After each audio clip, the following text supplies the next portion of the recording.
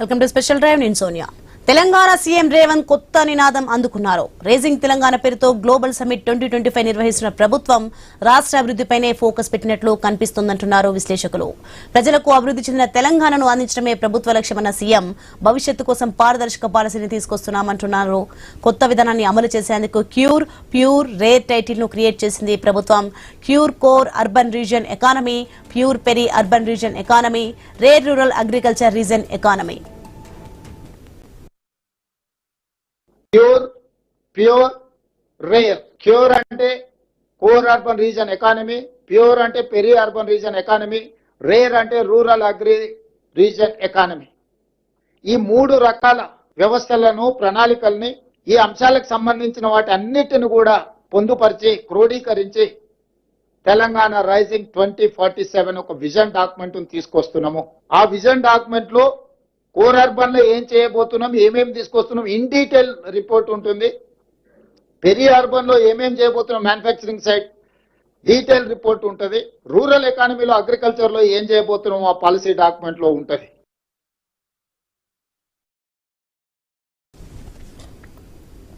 ఇలా ఈ టైటిల్స్ క్యాచీగా ఉన్నాయన్న టాక్ ఉంది. ఈ మూడు రీజియన్లను అమల్లోకి తేవాలంటే రాష్ట్రంపై ఆర్థిక భారం ఎక్కువనే ఉంటుంది. అయితే ఇప్పటికే రాష్ట్రంలో అమలు చేసిన సంక్షేమ పథకాలకు నిధుల కొరత ఉందన్న టాక్. ఈ విషయాన్ని సీఎం రేవంత్ పలు దఫాలుగా బహిరంగంగానే చెప్పుకున్నారు. ఇక అమల్లో ఉన్న స్కీంలకు ఆర్థిక సమస్యలు ఉండగా కొన్నిటిని ప్రభుత్వం ఇంకా అమలు చేయలేకపోతుందన్న వాదనలు కూడా ఉన్నాయి.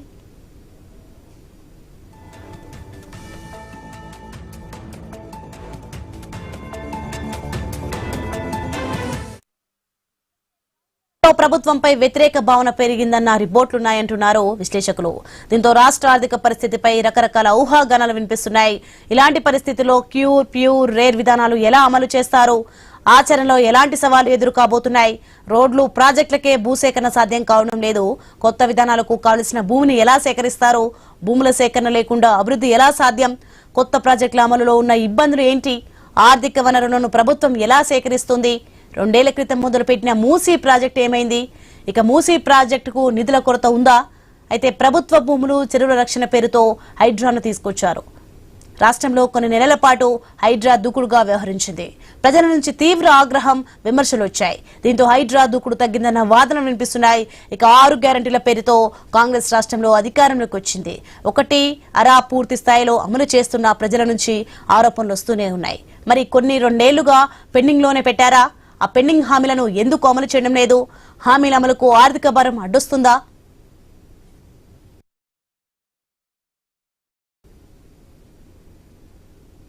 రైట్, ఇదే అంశానికి సంబంధించి మరింత సమాచారం మా కొలీగ్ ఆశా లైవ్ లో అందిస్తారు న్యూస్ రూమ్ నుంచి. Asha, over to you.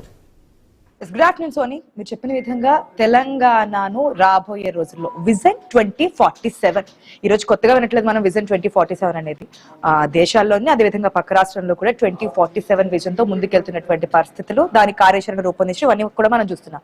So ఇప్పుడు తెలంగాణలో కూడా విజన్ 2047 కి సంబంధించి ముందుకెళ్తుంది తెలంగాణ సర్కార్. దీనికి సంబంధించిన రేవంత్ రెడ్డి క్లియర్ కట్ గా అసలు ఏంటి, ఈ క్యూర్ ఏంటి, ఈ రేర్ ఏంటి, ప్యూర్ ఏంటి అంటే క్యూర్, ప్యూర్, రేర్, దానికి సంబంధించి క్లియర్ కట్ గా చెప్పుకుంటూ వచ్చారు. క్యూర్ లో ఏమొస్తుంది, ప్యూర్ లో ఏమొస్తుంది, రేర్ లో ఏమొస్తుంది, ఓఆర్ఆర్ దాని లోపల ఉన్నవన్నీ కూడా క్యూర్ కి సంబంధించి, అదేవిధంగా ఓఆర్ఆర్ నుంచి ఆర్ఆర్ఆర్ వరకు మధ్యలో ఉండేవన్నీ కూడా మనకి ప్యూర్ కి సంబంధించి. ఆఫ్టర్ దట్ ఓఆర్ఆర్ నుంచి అవుట్కట్స్ అన్ని కూడా మనకి రేర్ లోకి వస్తాయి అనమాట. దీనికి సంబంధించి ఏ విధంగా వెళ్ళాలి, లోపల అంటే మనం ఏదైతే క్యూర్ కి సంబంధించి మాడామో దీంట్లో మ్యూజిక్ ప్రక్షాళన కావచ్చు, నగరంలో కాలుష్యం వెదజల్లుతున్నటువంటి ఫ్యాక్టరీని బయట వెళ్ళగొడతాం, సో కాలుష్య నివారణ చేపడతాము అనేది మనకి దీంట్లో క్లియర్ కట్ గా చెప్పారు. ఆఫ్టర్ దట్ రేర్ కి సంబంధించి ది మ్యానుఫ్యాక్చరింగ్ హబ్ గా చెప్పారు. దాంట్లో గ్రీన్ ఫీల్డ్ ఎక్స్ప్రెస్ హైవే చెప్పారు, బుల్లెట్ రైలు చెప్పారు, హైవేలు, ఎయిర్పోర్ట్ల ద్వారా మనకి ఏదైతే వచ్చే పెట్టుబడులు కూడా పెరుగుతాయి, దాని ద్వారా ఆదాయం పెరుగుతోంది. ఆదాయం పెంచడం, పంచడం, ప్రజలకు పంచడం, ఇదే నినాదంతో ముందుకు వెళ్తున్నారు. కానీ ఆదాయం అంటే సంపద ఎట్లా పెంచుతారనేది ఇప్పుడు వస్తున్నటువంటి పాయింట్. ఇంకా లాస్ట్ది ఏదైతే మనకి ఓఆర్ఆర్ టు సరిహద్దు ప్రాంతాలు ఏదైతే చెప్పామో దీనికి సంబంధించి, రేర్ కి సంబంధించి ఇక్కడ వ్యవసాయానికి సంబంధించి అనుబంధ సంస్థలు, వీటన్నిటికి సంబంధించి ఏ విధంగా ముందుకెళ్ళాలి. మనం ఫుడ్ తింటున్నాం కానీ నాణ్యమైన ఫుడ్ తినట్లేదు, పౌష్టికాహారం తినట్లేదు, ఇవన్నీ కూడా ఎగ్జాంపుల్స్ చెప్పుకుంటూ వచ్చారు. అదేవిధంగా మనం పోటీ పడేది పక్క రాష్ట్రాలకు సంబంధించి కాదు, అంటే పక్కన ఆంధ్రానో కర్ణాటకో తమిళనాడు కేరళ కాదు, అభివృద్ధి చెందిన అంటే ఆల్రెడీ డెవలప్ చెందినటువంటి దేశాలు అయితే ఉన్నాయో China, Japan, Germany, South Korea, Singapore, వీటితోనే పోటీ పడుతున్నాము, వాటినే మేము చూసుకుని నేర్చుకుంటున్నాం అంటున్నారు.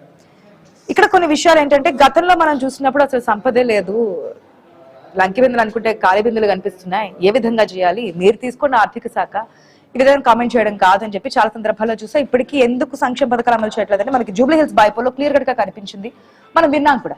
మరి ఇప్పుడు ఇదంతా చేయడానికి ఏ విధంగా ముందుకు వెళ్ళిపోతున్నారు, అంతా సక్రమంగా జరుగుతుందా, దీని ప్రణాళికలు ఏంటి మాట్లాడదాం. మనతో పాటు డిబేట్ లో పార్టిసిపేట్ చేస్తున్నారు రాజుగౌడ్ గారు, బీఆర్ఎస్ నాయకులు, బిటా నర్సయ్యగౌడ్ గారు ఉన్నారు కాంగ్రెస్ నుంచి, అదేవిధంగా దుర్గా శ్రీరామ్ గారు ఉన్నారు పొలిటికల్ అనలిస్ట్. నమస్తే అండి, welcome to the show. First గా అనలిస్ట్ నుంచి స్టార్ట్ చేద్దాం, ఎందుకంటే పార్టీలు వారి వారి అభిప్రాయాలు తెలియజేస్తారు కాబట్టి. శ్రీరామ్ గారు, గుడ్ ఆఫ్టర్నూన్ అండి. Good afternoon. శ్రీరామ్ గారు, ఇప్పుడు కొత్త విధానం తెలంగాణ రాష్ట్రాన్ని 3 భాగాలుగా విభజించి క్యూర్, ప్యూర్, రేర్ అంటున్నారు. దేంట్లో ఏమేమి వస్తాయి, ఏ విధంగా ముందుకెళ్ళాలి, భవిష్యత్తుని అంటే గతంలో జరిగిన వాటిని సవరించుకుంటేనే భవిష్యత్తుని ఆలోచించి ముందుకెళ్తున్నాము, 2047 విజన్ అంటున్నారు. ఎంతవరకు సక్సెస్ఫుల్ గా ముందుకెళ్తుంది అనుకోవచ్చు? గతంలో కూడా చాలా ప్రాజెక్టులను తీసుకున్నారు, మూసి ప్రక్షాళన కానీ ఇవన్నీ కానీ చాలా తీసుకున్నప్పటికీ ఎక్కడికక్కడ పోస్ట్ పోన్ అయినటువంటి సిచ్యువేషన్ కొన్ని కామాలతోనే ఆగిపోతున్నాయి. సో ఇది ఎంతవరకు సక్సెస్ అవుతుంది అనుకోవచ్చు ఈ సర్కారు ఉన్నటువంటి టైంలో? ప్రణాళికలు ఎప్పుడు బాగానే ఉంటాయి, ప్రణాళికలు వేరు, ప్రాక్టికాలిటీ వేరు. సో ఆ ప్రణాళికలు బాగుంటాయి, ఎందుకంటే రేపు సమ్మిట్ నిర్వహిస్తున్నారు కాబట్టి బ్రోచర్ విడుదల చేశారు, బ్రోచర్ కూడా బాగుంది. బ్రోచర్ అంత కలర్ఫుల్ గా ఉందో ఈ ప్రణాళికలు కూడా అంత కలర్ఫుల్ గా ఉన్నాయి. కాకపోతే ప్రాక్టికాలిటీ వచ్చేసరికి రేపు అక్కడ ఎంత సక్సెస్ అవుతుంది, ఆ సమ్మిట్ ఎంత సక్సెస్ అవుతుంది, దాని నుంచి వచ్చే ఏవైతే పెట్టుబడులు ఉంటాయో ఆ పెట్టుబడులు ఎంతవరకు గ్రౌండ్ అవుతాయి. ఎందుకంటే ఒకే ఎంఓయూలు చేసుకోవడం ఎవరైనా చేసుకుంటారు, కానీ అన్ని రాష్ట్రాల్లో మనం చూస్తున్నాం ఊరికే ప్రతి చోట వెళ్తారు, వీళ్ళందరూ ఎంఓయూలు చేసుకుంటారు, ఆ తర్వాత అవన్నీ కూడా ఈ గ్రౌండ్ అవ్వవు. సో ఎంతవరకు గ్రౌండ్ అవుతాయి వీటన్నిటి మీద కూడా ఇప్పుడు ఆ విజన్ అనేది ఎంతవరకు ప్రాక్టికాలిటీ అనేది అవుతుంది అనేది చూడాలి. మరి అంటే ఎక్కువ దీంట్లో ఏంటంటే ఈ సమ్మిట్ కోసమనే దీన్ని రూపకల్పన చేసినట్టు కనిపిస్తోంది. ఎందుకంటే మేము ఏదో అద్భుతంగా చేసేస్తాము, రాష్ట్రాన్ని అద్భుతాలు చేసేస్తాము, మాకు చెప్పే మాటలు కూడా ఏంటంటే మేము అసలు పక్క రాష్ట్రాలు కూడా కాదు, మాకు దేశంతో కూడా సంబంధం లేదు, పెద్ద పెద్ద దేశాలతోటి మాకు పోటీ అంటున్నారు. వెరీ గుడ్, ఎందుకంటే హైదరాబాద్ కున్న అడ్వాంటేజెస్ అట్లా ఉన్నాయి. హైదరాబాద్ కున్న వాతావరణం కానీ అక్కడ దొరికే మానవ వనరులు కానీ ఇవన్నీ కూడా అందరూ అక్కడికి వచ్చి పెట్టుబడులు పెట్టడానికి అనుకూలమైన ప్రాంతాలు అవన్నీ కూడా. సో దాన్ని అడ్వాంటేజ్ గా నిజంగా ప్రభుత్వం వస్తాయి, దాంట్లో సందేహం అక్కల. కాకపోతే దీనంతా కూడా ఒక రియల్ ఎస్టేట్ బ్రోచర్ లాగా చేస్తే మాత్రం కష్టం. ఎందుకంటే ఇక్కడ గతంలో రాజశేఖర రెడ్డి గారు ఇలాగే చేసేవాడు, అక్కడ అది వస్తుంది ఇక్కడ ఇది వస్తుంది అని చెప్పి ఆ చుట్టుపక్కల ప్రాంతాలు ముందే కొనిపించేసి అది వాళ్ళతో కొనిపించేసి అక్కడ ఏదో ఆ ఫ్యాక్టరీ వస్తుంది అనేవాడు, వస్తుందనగా ఆ చుట్టుపక్కల అందరూ కొనేసేవాళ్ళు. ఆ తర్వాత అది రియల్ ఎస్టేట్ అయ్యేది, ఎవరికి ఆ ఫ్యాక్టరీ కాదు, ఇంకా అక్కడ ఏ ప్రాజెక్ట్ వచ్చేది కాదు, ఏం లేదు. ఇవన్నీ మనం చూసాం. ఆంధ్రప్రదేశ్ కి సంబంధించి చూస్తేమో చంద్రబాబు నాయుడు గారు 2014లో అసలు ముఖ్యమంత్రి అవ్వగానే, రాష్ట్రం విడిపోగానే ముఖ్యమంత్రి అవ్వగానే అసలు ఈ రాష్ట్రానికి అసలు జిల్లాకు ఒక ఎయిర్పోర్ట్ అన్నాడు ఆయన. జిల్లాకి ఒక ఎయిర్పోర్ట్ అన్నది ఏమైంది? సో అందువల్ల వీళ్ళు రాజకీయ నాయకులు చెప్పేవన్నీ వేరేగా ఉంటాయి. ఇదంతా రియల్ ఎస్టేట్. అదే కదా, ఇప్పుడు ఆ పాయింట్స్ అన్ని చూస్తూ ఉంటుంటే నిన్న సీఎం చెప్తున్నప్పుడు, ఆ ప్రెస్ మీట్ చూస్తున్నప్పుడు, లేదంటే ఆ ప్రసంగం చూస్తున్నప్పుడు, ఇదంతా జరిగితే ఎంత బాగుంటుంది కదా, అసలు రాష్ట్రం రూపురేఖలే మారిపోతాయి, భవిష్యత్తులో ఏ విధంగా ఉండబోతుంది, ఇవన్నీ జరుగుతాయి. కానీ ఎంతవరకు జరుగుతున్నదే పాయింట్, జరిగే ఆస్కారం ఎంతవరకు ఉన్నది అనేది పాయింట్. అంటే ముందు దీనికి చాలా ఇంపార్టెంట్ విషయం ఏంటంటే కేంద్ర ప్రభుత్వ సహకారం చాలా అవసరం దీంట్లో. ఎందుకంటే ఇప్పుడు 2047 అని ప్రతి ఒక్కళ్ళు మాట్లాడుతున్నారంటే అది కేంద్ర ప్రభుత్వం తీసుకున్న నిర్ణయం ఏదైతే ఉందో, అంటే మనకి స్వాతంత్రం వచ్చి 100 సంవత్సరాలు అయ్యేసరికి ఈ దేశం పలానా స్థాయిలో ఉండాలి, ఆ స్థాయికి మేము తీసుకెళ్తామని చెప్పి కేంద్ర ప్రభుత్వం ఒక పాలసీని తీసుకుని దేశం అంతా కూడా దాన్ని అడాప్ట్ చేసుకోమని చెప్తోంది. దీంట్లో ఎవరెక్కువ వాళ్ళు ఇచ్చే అడ్వాంటేజెస్ పొందగలిగితే, అంటే కేంద్రం ఇచ్చే నిధులను ఎవరెక్కువ పొందగలిగితే ఆ రాష్ట్రం అభివృద్ధి చెందుతుంది. దానికోసం చంద్రబాబు నాయుడు గారు పోటీ పడుతున్నారు. ఇప్పుడు దానికోసమే ఇక్కడ రేవంత్ రెడ్డి గారు పోటీ పడుతున్నారు. కాకపోతే సమస్య ఏంటంటే చంద్రబాబు నాయుడు గారి దగ్గరికి వచ్చేసరికేమో ఆయనేమో కూటమిలో ఉన్నాడు, అందుకని ఎక్కువ వస్తాయి. ఈయనేమో కాంగ్రెస్ లో ఉన్నాడు కాబట్టి అంత ఎక్కువ నిధులు రావు. అంటే ప్రాక్టికాలిటీ గురించి నేను చెప్తున్నా, ఈ రాజకీయాల గురించి మాట్లాడుతున్నా నేను. అంటే ఈ కేంద్ర ప్రభుత్వం నుంచి వచ్చే సహకారం తక్కువ ఉంటుంది ఆంధ్రప్రదేశ్ తో పోలిస్తేనే. మనం ఎక్కడో వేరే దేశాలతో తర్వాత పోల్చుకున్నాం. ఆంధ్రప్రదేశ్ తో పోలిస్తేనే కేంద్రం నుంచి వచ్చే సహకారం తక్కువ ఉంటుంది. అట్లాంటప్పుడు ఇవన్నీ ప్రాక్టికాలిటీలు ఎలా అవుతాయి? ఇప్పుడు కోర్ దాంట్లోనే మనం మాట్లాడుకుంటే మూసీ నది ప్రాజెక్టు గురించి ఎన్నో ఊహలు చేసుకున్నారు. అదే కదా స్టార్టింగ్ రావడమే దాని గురించి తీసుకొచ్చారు. మూసీ ప్రక్షాళన చేస్తామన్నది ఎంతవరకు వచ్చిందనేది, ఎంతవరకు సక్సెస్ అయ్యారనేది, దాని మీద ప్రతిపక్షాల విమర్శలు ఇవి చూసాం తప్పించి దానికి సంబంధించి స్టెప్ ముందుకెళ్ళడం మనం చూడలే, దానికి సంబంధించి ఒక విధానం ముందుకెళ్ళడం మనం చూడలే. ఎస్ మాట్లాడదాం శ్రీరామ్ గారు. కనీసం మూసీ నది ప్రక్షాళన చేసిందే లేదు, మిగతాదంతా డెవలప్మెంట్ సంగతి వదిలేండి, ప్రక్షాళన చేసిందే లేదు. నర్సేగౌడ్ గారు గుడ్ ఆఫ్టర్నూన్ అండి.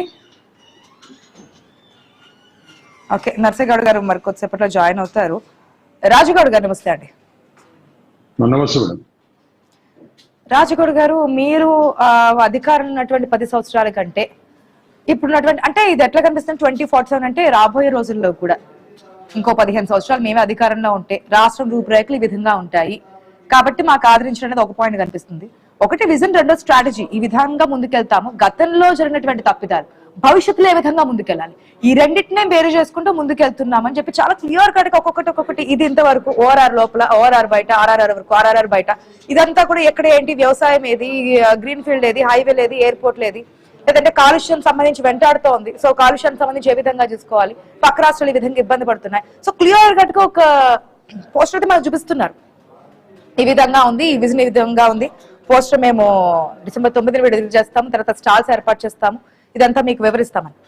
ఏమనిపిస్తుంది చూస్తా ఉంటే, ఒకవేళ రాష్ట్రం డెవలప్మెంట్ కి సంబంధించి కార్యాచరణ అయితే సిద్ధం చేసినా ఎంతవరకు అమలయ్యి, అంటే అమలు సాధ్యమయ్యే పాసిబిలిటీస్ ఎంతవరకు ఉన్నాయనుకుంటున్నారు? మీ అభిప్రాయం ఏంటి యాజ్ ఎ బిఆర్ఎస్ లీడర్ గా? ఇది ప్యూర్ అండ్ రేర్ అనేది పెద్ద కుంభకోణం అండి. ఇది దేశంలోనే అతిపెద్ద కుంభకోణంగా మనం అందరం కూడా భావించాలి. ఆడనేమో కేంద్రంలోనేమో బడాబాయ్ నరేంద్ర మోడీ గారేమో మొత్తం అమ్మేస్తుంది. ఈ దేశంలో ఏ స్థలం వద్దుతలేడు, ఏ సంస్థను వద్దుతలేడు. ఛోటే బాయ్ ఏమో ఈడ హైదరాబాద్ లో ఉన్న భూములు ఏ విధంగా అమ్ముకునాలే, రియల్ ఎస్టేట్ దంతా చేసుకునాలే, ఒక ప్లానింగ్ లేదు, ఒక దానికి ఒక ఆచరణ లేదు, ఒక మంచి నిపుణులతోటి ఆలోచన చేసి ఒక నిర్ణయం తీసుకున్నాం అనేది లేదు. 5 లక్షల కోట్లు ఏ విధంగా సహా చేయాలనే ఆలోచనలో ఈ రాష్ట్ర ముఖ్యమంత్రి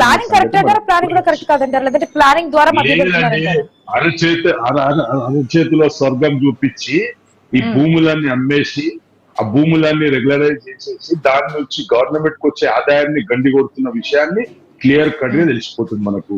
ఈయన ముఖ్యమంత్రి కాగానే హైడ్రా అన్నాడు. హైడ్రా అని ఏం చేసిండో మీరు అందరూ ఆలోచన చేస్తున్నారు. పెద్ద ఎవరైతే భూస్వాములు, ఎవరైతే పెద్ద అగ్రవర్ణాలు, లేకుంటే ఎవరన్నా వాల్యూ ఉన్న పర్సన్లు ఈ తెలంగాణలో వాళ్ళ ఇల్లు ఏం టచ్ చేయలేదు. ఎవరైతే ఇన్స్టాల్మెంట్ మీద ఒకటి రాజుగౌడ్ గారు ఇప్పుడు ఏదైతే సీఎం చెప్పారు, ఒకవేళ నెక్స్ట్ గవర్నమెంట్ ఎవరున్నా, అది కాంగ్రెస్ వచ్చినా లేదంటే మళ్ళీ గ్యాప్ తర్వాత బీఆర్ఎస్ వస్తుందని చెప్పి నమ్మకం పెట్టుకున్నా, లేదు ఈసారి బీజేపీ వస్తుంది అనుకున్నా, ఈ విజన్ ద్వారా ముందుకెళ్తే అవదంటారా? లే మేడం, ఇది సాధ్యమయ్యే పనే కాదు. వీళ్ళు కాంగ్రెస్ వాళ్ళు చెప్పింది ఏంది, 6 గ్యారెంటీలు 420 హామీలు ఇచ్చి ఈ రోజు దాకా దాని మీద ఒక్క మాట్లాడాడు. కానీ ఈ రోజు ప్యూర్ రేర్ అనేది తీసుకొచ్చి మరొక్కసారి భూములన్నీ తెలంగాణలో ఉన్న ఆస్తులన్నీ అమ్మేసే విధంగా చేసి దాని నుంచి ప్రభుత్వాన్ని గండిపడితే ఏ విధంగా ఈ రాష్ట్రం ముందుకెళ్తుంది మీరు ఒకసారి ఆలోచన చేయాలి. ఈ రాష్ట్రాన్ని మేము ఆ గతంలో సంపద పెంచడం, ప్రజలకు పంచడం, ఇదే మెయిన్ అంటున్నారు కదా. సంపద పెంచాలి, దాన్ని ప్రజలకు పంచాలి.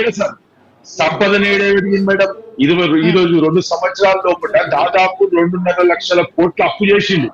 ఏ ఒక్క పథకం అని ఇచ్చిండా? హైవేలు, గ్రీన్ఫీల్డ్లు, ఎయిర్పోర్ట్లు ఇవన్నీ రావడం ద్వారా, రహదారులు ఇవన్నీ రావడం ద్వారా పెట్టుబడులు పెరుగుతాయి, దాని ద్వారా నిరుద్యోగాలు తగ్గుతాయి, దాని ద్వారా రాష్ట్ర డెవలప్మెంట్ జరుగుతుంది, సంపద వస్తుంది, దాన్ని ప్రజలకు పంచుదాం, ఈ డెవలప్మెంట్ ఇంకా పెరుగుతుంది అంటున్నారు. ఇప్పుడు గతంలో మనం చూసినాం 400 ఎకరాలు యూనివర్సిటీ భూములు అమ్ముతా అని అన్నాడు. ఆ సుప్రీంకోర్టు బుట్టకాయ పెట్టిందా లేదా? అదే విధంగా ఇది కూడా జరుగుతుంది. ఖచ్చితంగా మేము కూడా న్యాయ పోరాటం చేస్తాం. తెలంగాణకు వచ్చే ఏదైతే రెవెన్యూ ఉన్నదో దాన్ని గండి కొడుతున్న ఈ రేవంత్ రెడ్డిని అడ్డుకట్టేస్తాం, ఖచ్చితంగా ఆపుతాం. ఆల్రెడీ మా కేటీఆర్ గారు చెప్పారు, ఇది 5 లక్షల కోట్ల కుంభకోణం. ఇది రేవంత్ రెడ్డి గారు చేసే రియల్ ఎస్టేట్ దందా. ఈ రాష్ట్రానికి ఈ యొక్క సిపిఆర్ నుంచి ఎలాంటి ఒరిగేది లేదు. ఎవ్వరు కూడా దీంతో ఓన్లీ లాభపడేది రాహుల్ గాంధీ, నరేంద్ర మోడీ, రేవంత్ రెడ్డి ముగ్గురు మాత్రమే దీనికి, ఈ ముగ్గురు కలిసి ఆడుతున్న నాటకాలు. ఎందుకు రాహుల్ గాంధీ గారు రోజు ఎరువరు ఎన్నికలప్పుడు వచ్చి అనేక వాగ్దానాలు ఇచ్చి బాండ్ల మీద సంతకాలు పెట్టి ప్రజలకు డిక్లరేషన్లు చేసి బాండ్ల మీద సంతకాలు పెట్టి ఊరు తిరిగేసి వీళ్ళన్ని చేసినవి మర్చిపోయి ఈరోజు రాహుల్ గాంధీ పత్తా లేడు, ప్రియాంక గాంధీ పత్తా లేదు, సోనియా గాంధీ పత్తా లేదు. ఈ రాష్ట్రంలో అనేక ఇబ్బందులు ఉన్నా ఈ ముఖ్యమంత్రి అవి పట్టించుకుంటలేడు. కేవలం హైడ్రా లేకుంటే సిపిఆర్ లేకుంటే బోగస్ మాటలు చెప్పి ఈ పొద్దు పోగొట్టుకుంటున్న ఈ ముఖ్యమంత్రికి ఖచ్చితంగా అడ్డుకుంటాం, ఎట్టి పరిస్థితుల్లో అడ్డుకుంటాం. అధికార పార్టీ నుంచి మనకి నర్సేగౌడ్ గారు కూడా సిద్ధంగా ఉన్నారు. అసలు ఏంటి ప్లానింగ్, ఏంటి కార్యాచరణ, ఏంటి, ఏ విధంగా ముందుకెళ్ళబోతున్నారు, ఎప్పటికల్లా 2047 అంటున్నారు, అప్పటి వరకు ఎంతవరకు సహకారం అందిస్తారు మాట్లాడదాం.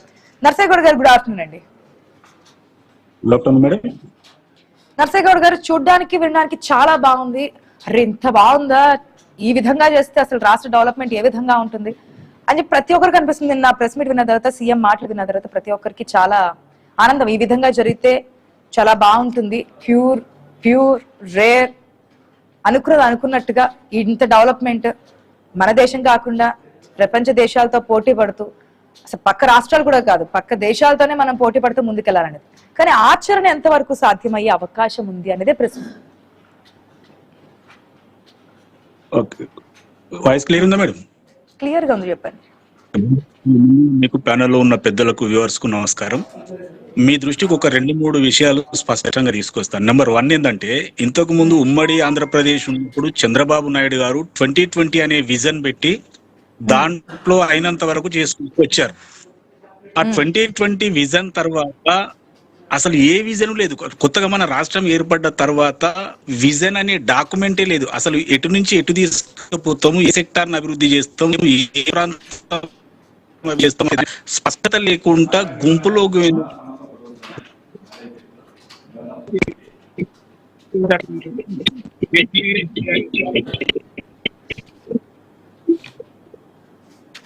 నర్సేగౌడ్ గారు, ఆడియో క్లారిటీగా లేదండి, ప్లీజ్.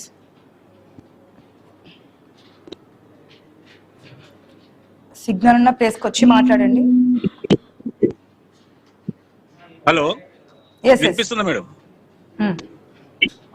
అయితే విజన్ డాక్యుమెంట్ అనేది చంద్రబాబు రేవంత్ రెడ్డి గారు మాత్రమే తీసుకొచ్చిండు. మధ్యన ఉన్నటువంటి 9-10 సంవత్సరాల్లో ఉన్నటువంటి పెద్ద మనుషులకు అసలు విజన్ అనేది ఒకటి ఉంటదని, డెవలప్మెంట్ అనేది ఒకటి ఉంటదనే విషయం వాళ్ళు పూర్తిగా మర్చిపోయారు. ఈ విజన్ లో కూడా ముఖ్యంగా 3 విషయాలు చెప్పిండు.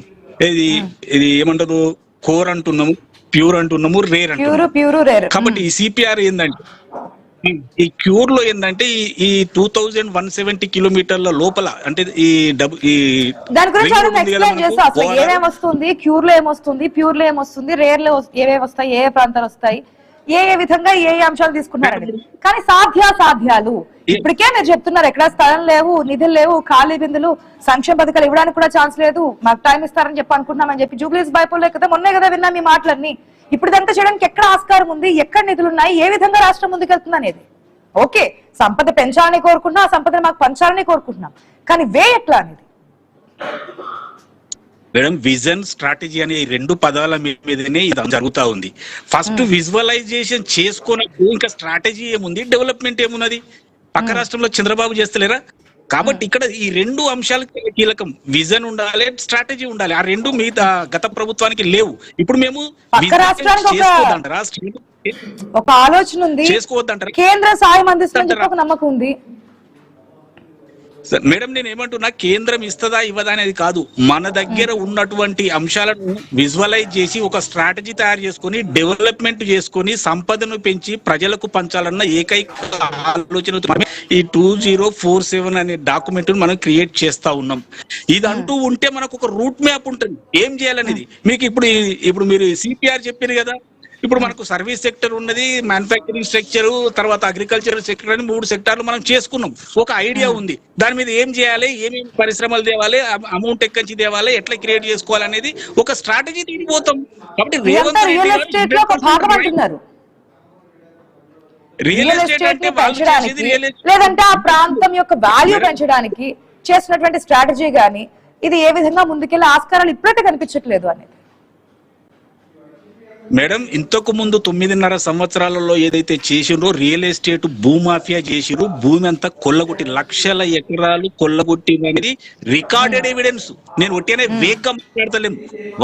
వారు తీసేసినటువంటి అనుభవదారు కాలం ఒక్కటి తీసేసి మీరే చేస్తున్నారు 5 లక్షల లక్షల కోట్లకు సంబంధించి స్కామ్ అని చెప్పి ఇంతకు ముందు అంతే కేటీఆర్ వాళ్ళు కూడా అన్నారు. ఇంతకు ముందు డిబేట్ లో కూడా రాజగౌడ్ గారు అంటున్నారు 1 కోటి ఇదంతా ఒక స్కామ్. 1,25 లక్షల సాగు భూమి తెలంగాణలో ఉంటే టీఆర్ఎస్ హయాంలో 1,55 లక్షలని పెంచడం జరిగింది. అటవీ భూములు, మిగతా దేవాలయ భూములు, తర్వాత వక్ఫ్ భూములు అన్నింటినీ కూడా తమ ఖాతాలో వేసుకొని దాన్ని పెంచిండ్రు.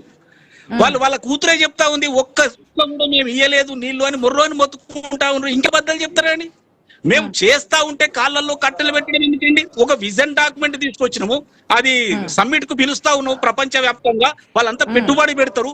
కాబట్టి ఆల్రెడీ మొన్న సెకండ్ ఎంత అమౌంట్ వచ్చిందో చూసింది కదా. గ్లోబల్ సమ్మిట్ వస్తుంది దానికోసం ఇదంతా అంటున్నారు.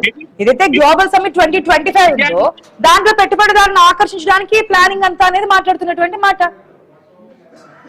మేడం నేను ఏమంటున్నా, ఇప్పుడు ఈ బీఆర్ఎస్ బీజేపీ వాళ్ళు ఒకటే ఆలోచనతో ఉన్నారు, మనం చేయలేని పనులన్నీ రేవంత్ రెడ్డి గారి గవర్నమెంట్ చేస్తా ఉంది.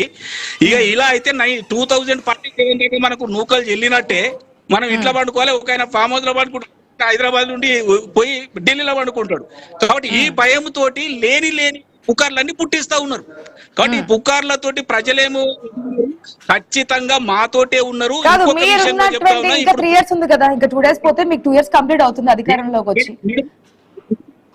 2047 విజన్ లో మీకు ప్రజలు ఇచ్చినటువంటి అధికారాన్ని బట్టి ఎంత % వరకు కంప్లీట్ చేసే అవకాశం ఉంది అనుకుంటున్నారు? ఏదో ఒకటి కంప్లీట్ చేయాలి. మూసి ఎంత వరకు వస్తుందని చెప్పి క్వశ్చన్ చేస్తున్నారు. మీరు అధికారంలోకి రాగానే తీసుకున్నది మూసి ప్రక్షాళనే కదా. ఇప్పుడు $3 ట్రిలియన్ ఆర్థిక వ్యవస్థను క్రియేట్ చేయాలనేదే ఈ డాక్యుమెంట్ ఉద్దేశం. 2034 వరకు $1 ట్రిలియన్ కావాలనేది. ఆ దిశగా విజువలైజ్ చేసి స్ట్రాటజీ మేము తీసుకుంటా ఉన్నాము. దాంట్లో కూడా నీతి ఆయోగ్ నుండి రాజగౌడ్ గారి నుంచి ఒక క్వశ్చన్ అంటే రాజగౌడ్ గారు చెప్పండి మేడం. ఇప్పుడు వీళ్ళు కాంగ్రెస్ పార్టీ వాళ్ళు విజన్ ఉన్నది అంటూ, టిఆర్ఎస్ పార్టీ 9 సంవత్సరాలు ఏం చేయలేదంటూ. మీరు ఉదాహరణకు చెప్తా, మనం దేశంలోనే నంబర్ 1 రాష్ట్రంగా ఉన్న సంగతి తెలంగాణ ప్రజలందరూ కూడా తెలుసు. ఇటు రైతు ఉత్పత్తులు కానీ చెప్తున్నా, ఈరోజు టీ హబ్ కానీ వి హబ్ కానీ లేకుంటే ప్రతి జిల్లా సెపరేట్ టాపిక్ కదా రాజగౌడ్ గారు, ఈ టాపిక్ లోనే ఉందా? ఈ సిపిఆర్ గురించి ఈ సిపిఆర్ అనేది రియల్ దందా, దీంట్లో ఎలాంటి సందేహం లేదు. సిపిఆర్ అనేది రియల్ దందా. రేవంత్ రెడ్డి గారు రియల్ ఎస్టేట్ బ్రోకర్ గా పనిచేస్తుండ్రు. అటు మోడీని ఇటు రాహుల్ గాంధీని పెట్టుకొని ఈ యొక్క తెలంగాణ రాష్ట్రాన్ని మొత్తం అమ్మేయాలనే ఆలోచనలో ఉన్నారు. దీన్ని ఎట్టి పరిస్థితుల్లో అడ్డుకుంటాం, దీనికి న్యాయ పోరాటం చేస్తాం, ఖచ్చితంగా ఆపుకుంటాం. న్యాయ పోరాటం అంటే దేనికోసం? డెవలప్మెంట్ కాకుండానా? లేదు మేడం, ఇప్పుడు మనం ప్రభుత్వంకి వచ్చే ఆదాయానికి మీరు కార్డు వాల్యూ కట్టుకొని అక్కడ ₹1,00,000 గజం భూమి ఉంటే ఈయన 32,000 ఇచ్చేస్తా అంటుండు. ఏ విధంగా రెగ్యులరైజ్ చేస్తాం చెప్పండి? ఇన్ని లక్షల కోట్లు ఈ రాష్ట్రానికి అప్పు పడితే ఎవరు బాధ్యత? రేపు రేవంత్ రెడ్డి కడతారా, రాహుల్ గాంధీ కడతారా? రేపు అదంతా భారం కూడా ప్రజల మీద పడుతుంది, తెలంగాణ ప్రజల మీద పడుతుంది. తెలంగాణకు ఇబ్బంది అయిపోతుంది. ఈరోజు తెలంగాణలో తెలంగాణలో కాంగ్రెస్ ప్రభుత్వం అధికారంలోకి వచ్చి చెప్పారు, కాంగ్రెస్ గవర్నమెంట్ లో బీఆర్ఎస్ గవర్నమెంట్ లో ఎంత భారం పెరిగింది, ఒక్కొక్కరి మీద ఎంత తప్పు ఉందని. ఒక నిమిషం, శ్రీరామ్ గారు 2 పాయింట్స్ విన్నారు. గత అధికార పార్టీ, ప్రస్తుత అధికార పార్టీ. గత అధికార పార్టీ ఏం చేయలేదు, మేము ఒక విజన్ తో ముందుకెళ్తున్నాము. ఇప్పటికైనా ఒక విజన్ ఉండాలి కదా, ఆ విజన్ తో ముందుకెళ్తున్నాము, సంపద సృష్టిస్తాం అంటే అక్కడ సంపద సృష్టించడం కదా, ఇక్కడ సంపద పెంచడం, ప్రజలకు పంచడం, ఇదే మన నినాదం. మేము ముందుకెళ్తున్నాము, దీంట్లో ఏమీ లేదు, మేము క్లియర్ కట్ గా ముందుకెళ్తున్నాం. ఒక భూ స్కామ్ లేదు, రియల్ ఎస్టేట్ లేదు, లేదంటే పెట్టుబడులను ఆకర్షించడానికి ఇప్పుడు సమ్మిట్ ముందు చెప్తున్నది కాదు, అంత క్లియర్ కట్ ఒక విజన్ ప్రకారం వెళ్తున్నాం అంటున్నారు. ఫైనల్ గా మీ కామెంట్స్ ఏంటి? ఏమీ లేదని చెప్తున్నారు. ఏమీ లేదని చెప్పింది వాస్తవం, ఏమీ లేదు. బ్రోచర్ ఉంది, బ్రోచర్ తప్పేం లేదు. అండ్ ఆయన కూడా చెప్పారు, ఆయన కూడా చెప్పింది ఏంటంటే మేము రేపు సమ్మిట్ కోసమే ఇదంతా చేస్తామని చెప్తున్నారు. సో సమ్మిట్ లో వస్తాయి, సమ్మిట్ లో పెట్టుబడులు వస్తాయి, ఈ బ్రోచర్ చూసి అప్పుడు ఆ పెట్టుబడులు వస్తాయి కాబట్టి ఆ పెట్టుబడులతోటి డెవలప్ అవుతుంది అని చెప్తున్నారు. అది ఇందాక నేను చెప్పింది అదే, టోటల్ గా అంతా కూడా రాజశేఖర రెడ్డి దగ్గర నేర్చుకున్న రాజకీయం, చంద్రబాబు నాయుడు గారి శిష్యరికంతో వచ్చిన రాజకీయం, అటు కాంగ్రెస్ రాజకీయం, అటు చంద్రబాబు నాయుడు గారి రాజకీయం రెండు కలిపి ఇప్పుడు మొత్తం ఈ బ్రోచరు, ఈ మొత్తం వ్యవహారం అంతా ఉంది. అయితే నేనేమంటానంటే, సరే రియల్ ఎస్టేట్ వాస్తవంగా మొత్తానికి జరుగుతుందంతా రియల్ ఎస్టేటే. ఎందుకంటే మొన్న కోకాపేట భూములు, నియోపోలిస్ భూములు ఎన్ని వందల కోట్లు పలికినాయి చూసాం కదా. సో అట్లా ఇప్పుడు ఈ మొత్తం రాష్ట్రం అంతా పలకాలి అంటే ప్యూర్ ఏరియాలు, ఇప్పుడు కోర్ ఏరియాలో పలుకుతోంది, ప్యూర్ ఏరియాలో కూడా అలా వందల కోట్లు వేల కోట్లకి వెళ్ళిపోవాలి భూములు. ఇది టార్గెట్. ఆ మొత్తం రాష్ట్రం అంతా కూడా అలా వెళ్ళిపోవడానికి కోసం మొత్తం ఈ బ్రోచర్ వ్యవహారం అంతా నడుస్తుంది. అయితే దీనివల్ల ఏమవుతుందంటే కొంతమంది బాగుపడతారు, ఏంటంటే సామాన్యులు కూడా కొంతమంది బాగుపడతారు. రియల్ ఎస్టేట్ పెరగడం వల్ల ఆటోమేటిక్ గా ఒక ఎకరా భూమి ఉన్నవాడు రేటు పెరుగుతుంది, బాగుపడతారు. కాకపోతే దాని చుట్టుపక్కల జరిగే వేరే రియల్ ఎస్టేట్ అంతా కూడా కొన్ని లక్షల కోట్లు, అదంతా పెద్ద వ్యవహారం. సో దానికోసం ఈ బ్రోచర్ తప్ప. ఫైనల్ గా నేను చెప్తాను ఏంటంటే, ఇది ప్రాక్టికాలిటీ రావాలంటే కేంద్ర ప్రభుత్వం సహకారం కావాలి. 2047 అంటే వాళ్ళు ఏదో బ్రోచర్ వేశారు కదా, చంద్రబాబు నాయుడు ఏదో బ్రోచర్ వేశాడు కదా, వాళ్ళు చెప్తున్నారు కదా నీతి ఆయోగ్ కేంద్ర సహకారంతో మేము ముందుకెళ్తామని చెప్పేసి. ఎంతవరకు సహకరిస్తున్నారు వేరే పాయింట్. కిషన్ రెడ్డి గారే సహకరించట్లేదని ముఖ్యమంత్రి చెప్తారు కదా, మాట్లాడుతున్నారు. కిషన్ రెడ్డి గారే సహకరించట్లేదు, కేంద్ర ప్రభుత్వం దాకా ఎందుకు. ఇంకోటి ఏంటంటే అసలు జీతాలు ఇవ్వడానికే లేవు, మా జీతాలు పెంచమంటే పెంచలేను, నా దగ్గర ఈడ్చి తిన్న డబ్బులు లేవని చెప్పిన ముఖ్యమంత్రి ఇంత పెద్ద బ్రోచర్ వేస్తే అది రియల్ ఎస్టేట్ బ్రోచర్ అవుతుందా, వాస్తవంగా జరుగుతుందని నమ్మాలా ప్రజలు? చూద్దాం మరి. ఆ విజన్ ప్రకారం రెండు చెప్తున్నారు ఇక్కడ, విజన్ ఉండాలి, స్ట్రాటజీ రెండు ప్రకారం ముందుకెళ్తామని. ఏదైనా వీళ్ళ పరిపాలనలో ఇంకా 3 years వరకు టైం ఉంది. అదే కదా, అదే క్వశ్చన్ చేశాం కదా, ఏదైనా ఒక్కటైనా సరే ముందడుగు వేస్తారా, లేదంటే ఇది కేవలం బ్రోషర్స్ వరకే పరిమితం అవుతుందా అనేది కూడా వెయిట్ చేసి చూద్దాం. థ్యాంక్ యూ సో మచ్ ముగ్గురికి కూడా డిబేట్ లో పార్టిసిపేట్ చేసినందుకు. ఇది వాళ్ళ question hour. Keep watching iNews. మీతోనే మీ వెంటే.